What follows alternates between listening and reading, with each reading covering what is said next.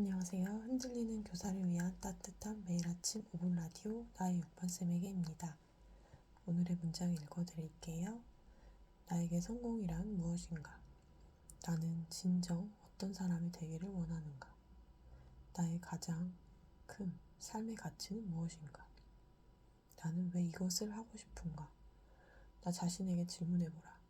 이 근본적인 것이 명료하지 않으면 가다가 이렇게 해도 저렇게 해도 되지 않으면 포기한다. 마음에 이 질문들을 품고 끊임없이 나아간다면 꼭 만나게 될 것이다. 여기까지입니다. 어제 영상에서 말씀드렸듯이 41차까지는 계속 목표에 대한 이야기를 할 것 같습니다. 계속 생각하라고 압력을 넣는 책이네요. 사실 이 책은 그렇게 많은 문장들이 들어있는 책은 아니거든요. 그런데 저는 굉장히 좋은 책이라고 생각합니다. 왜냐하면 생각할 수 있는 기회를 저에게 많이 주는 책이기 때문입니다. 중국 송나라 때 문인 구양수라는 분이 글을 잘 쓰는 비결을 다독, 다문, 다상량이라고 했어요. 다문은 많이 듣는 것입니다. 다행인지 몰라도 저는 평생 다문을 참 많이 했습니다.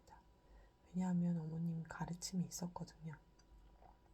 가만히 있으면 중간이라도 간다. 저희 어머니께서 늘 가만히 있으라는 가르침을 많이 주셨어요. 그래서 어디 가도 가만히 있었습니다. 그런데 사실 저는 소통하고 표현하기를 좋아하는 사람이었는데 늘 그렇게 살려니까 참 힘들더라고요. 그래서 어느 순간 인생 전체가 좀 무기력해지기 시작했던 것 같습니다. 조금이라도 제 의견을 이야기하면 지적받거나 혼나니까 어느 순간부터 입을 열지 않았던 것 같습니다.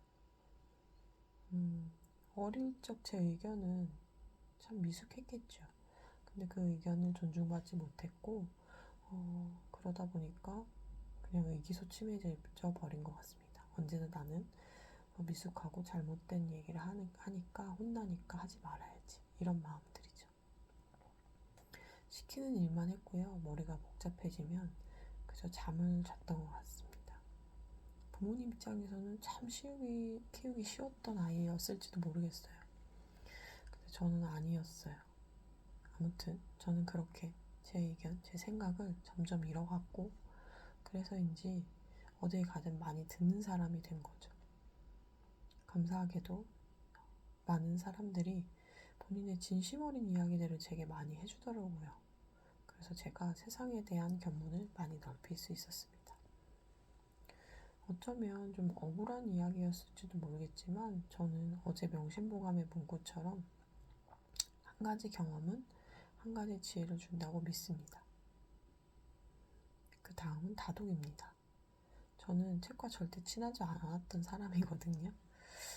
어릴 적에 부모님께서 사주신 비싼 전집들 집에 다 있었죠. 저는 제가 읽은 게 아니라 제 친구가 다 읽었어요.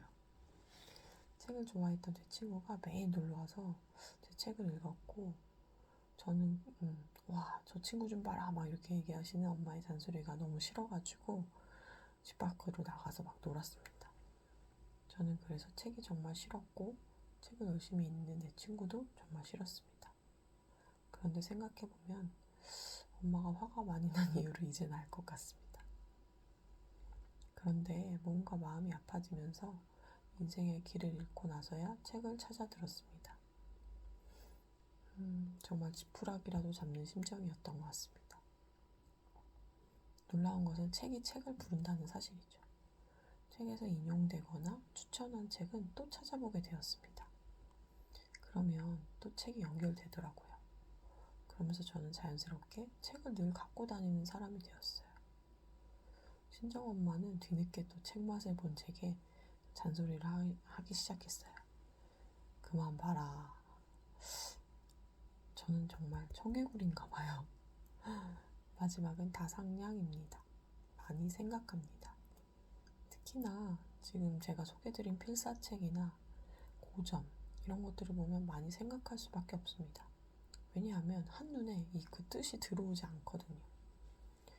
문장을 째려보면서 이게 무슨 말이지? 라는 생각을 합니다.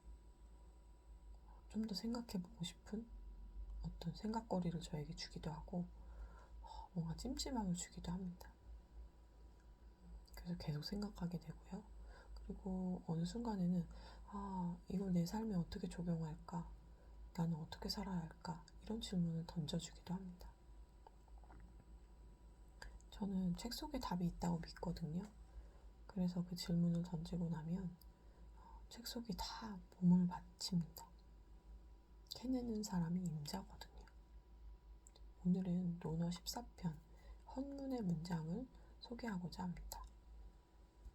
옛날에 공부한 사람들은 자신의 수양을 위해 학문을 했는데 요즘 공부하는 사람들은 남에게 보이기 위해서 한다.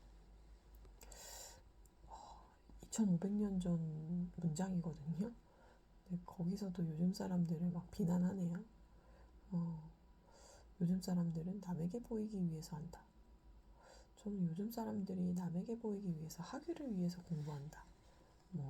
대학을 위해서 공부한다. 이렇게 생각했거든요.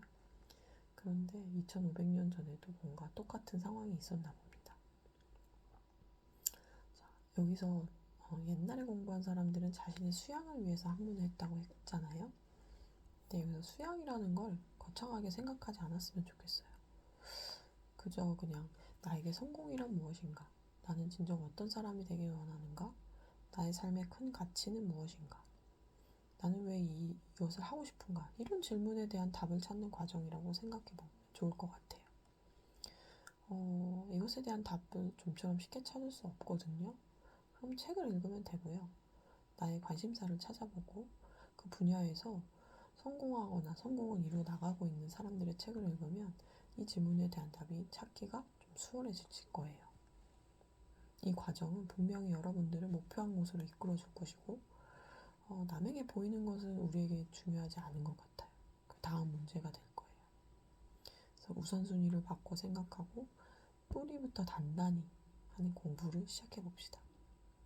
응원 드릴게요. 감사합니다. 오늘도 푹신한 하루 되세요. 따뜻.